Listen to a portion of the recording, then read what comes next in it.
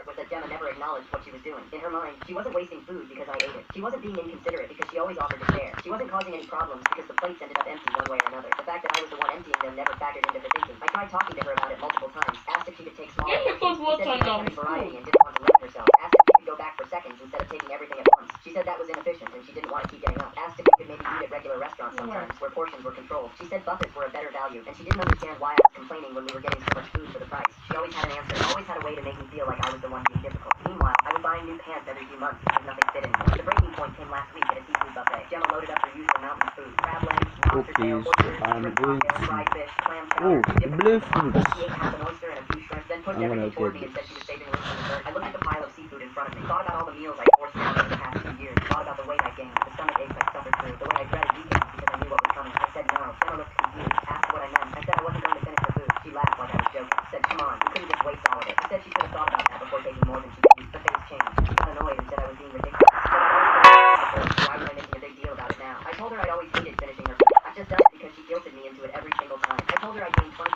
pounds being her personal garbage disposal. I told her I was tired of eating until I felt sick because she couldn't be bothered to take reasonable portions. She got defensive. Said she didn't force me to do anything. Said I could have said no at any time. Said it wasn't her fault I had no self-control. That last part made me laugh out loud. She was blaming my self-control while sitting in front of 6 plates of food she couldn't finish. The staff came to clear our table. They looked at all the uneaten food, and one of them mentioned that excessive plates could result in an additional charge. Gemma immediately pointed at me and said he usually finishes everything, but he's being difficult today. The server looked at me. I shrugged and said I was. My stepdad's clean plate rule was supposed to teach me discipline, so I made sure he learned the same lesson. My stepdad Doug moved in when I was 15. Within a week, he announced his new household rule at dinner. Everyone finishes everything on their plate, no exceptions.